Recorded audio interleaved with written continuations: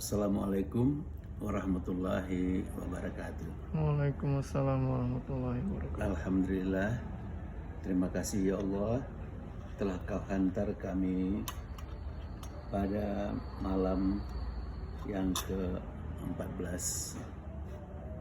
Dan barusan kami telah melaksanakan sholat tarawih di malam ke-14 ini dengan satu juz satu malam.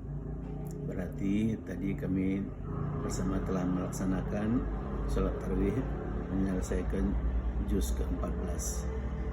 Insya Allah esok masuk ke juz yang ke-15. Itu artinya setengah dari Al-Quran ini pada juz ke-15, karena Al-Quran itu adalah 30 juz. Terima kasih ya Allah, Engkau beri kami kesehatan, kekuatan dalam melaksanakan beramal dan beribadah kepadamu. Alhamdulillah, terima kasih ya Allah. Kami akan membaca ayat-ayat tanda kebesaran-Mu sehingga tersibaklah tirai jelas kerajaan langit dan jelas kerajaan bumi. Salawat dan salam pada junjungan kita Nabi besar Muhammad sallallahu alaihi wasallam. Allahumma shalli ala Muhammad wa ala ali Muhammad. Pada malam ini saya ingin menyampaikan satu judul ceramah kita adalah menolong atau ditolong. Jadi judulnya pendek, yaitu menolong atau ditolong. Karena tak sedikit kita melihat orang yang sedang menolong seseorang, tetapi ternyata yang menolong itulah yang banyak dapat pertolongan. Yang menolong itu yang banyak dapat pertolongan. Ketika kita menolong orang lain, sesungguhnya saat itu juga sebetulnya kita sedang menolong diri kita sendiri. Sebaliknya tentu juga demikian. Di saat kita mengabaikan, tidak mau menolong orang lain, sesungguhnya kita sedang membiarkan diri kita untuk tidak mau ditolong. Para pendengar yang berbahagia, untuk itu saya teringat suatu kisah kecil yang saya alami ketika umrah Ramadan beberapa tahun yang lalu.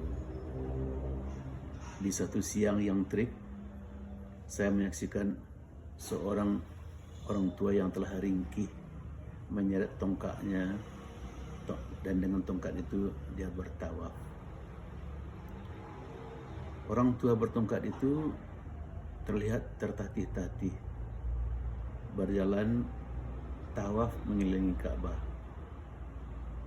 Bahu kanannya basah kuyup oleh keringat, pakaian ihramnya pun juga demikian. Setiap yang berpakaian ihram tawaf di Ka'bah, selalu bahu kanannya harus terbuka. Selesai tawaf, baru bahu kanannya tutup. Dan saya saksikan bukan hanya bahunya saja yang basah kuyup oleh keringatnya, teriknya matahari di ba'da zuhur itu memercikkan keringat di sekujur tubuhnya. Tubuhnya terbongkok dan tubuh itu diseretnya terus dengan tongkat yang menopang badannya.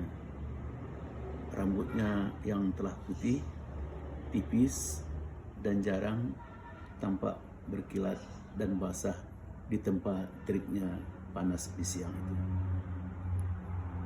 Hampir saja dia terjatuh akibat desakan dan keramaian orang yang tawaf di penghujung bulan Ramadan, Senin 29 September 2008.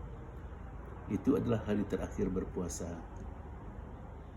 Setiap orang berusaha mengumpul dan berbuat amal dan ibadah sebanyak-banyaknya dan melapaskan serta memanjatkan doa.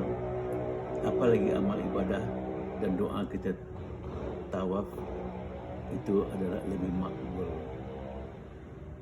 Banyak yang asyik berdoa sambil membaca buku kecil berisi doa-doa indah, membaca buku kecil berdoa sambil tawaf di keliling Ka'bah, dan tanpa tersadari mereka bisa mendorong atau terdorong oleh orang. Nah, ketika itulah Pak Tua bertongkat dengan muka dan kulit loyo itu terdorong serta hampir saja jatuh, lalu saya lindungi dia. Tangan kanan memegang pundak istri saya supaya jangan terpisah. Tangan kiri saya gunakan sebagai tameng untuk melindungi orang tua bertongkat itu.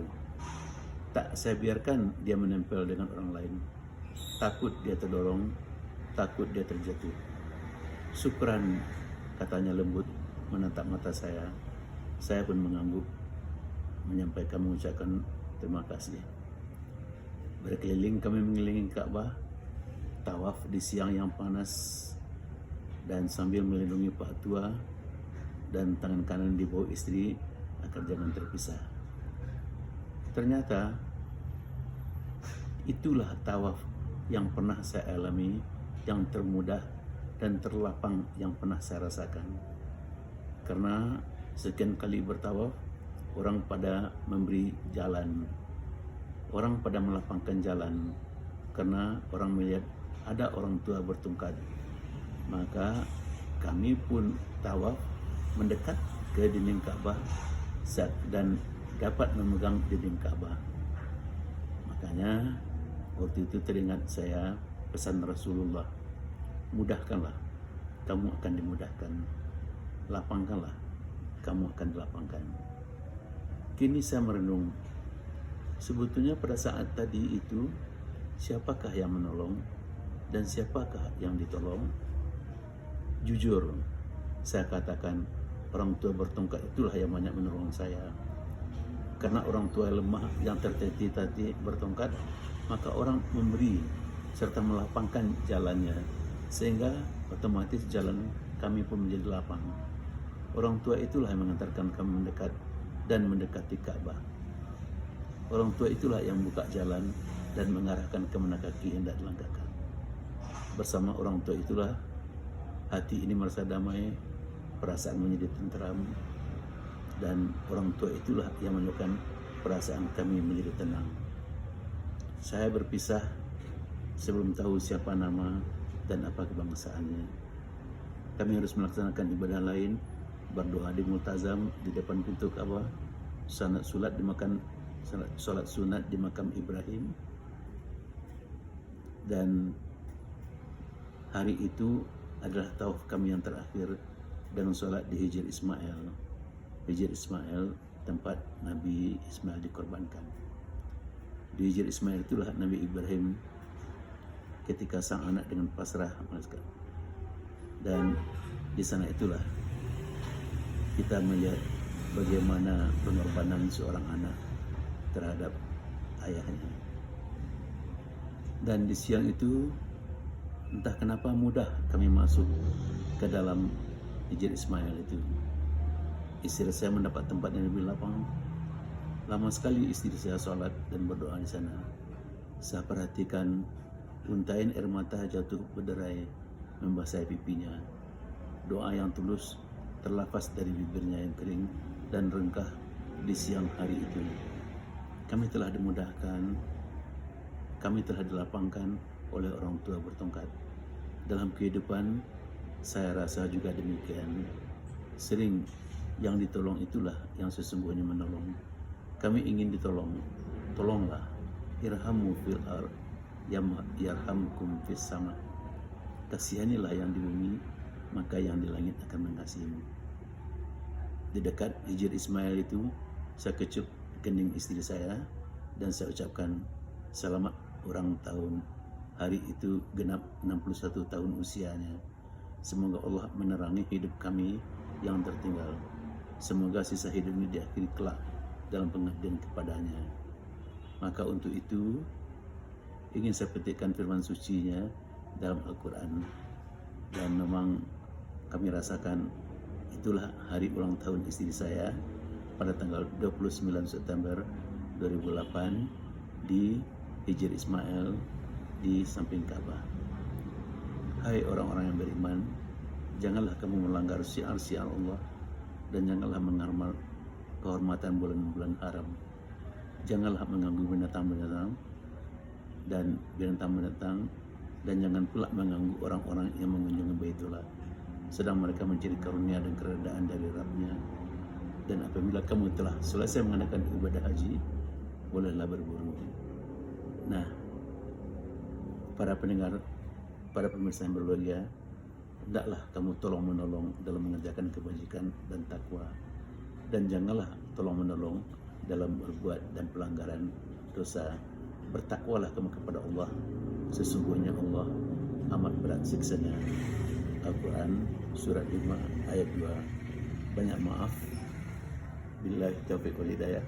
Wassalamualaikum warahmatullahi wabarakatuh.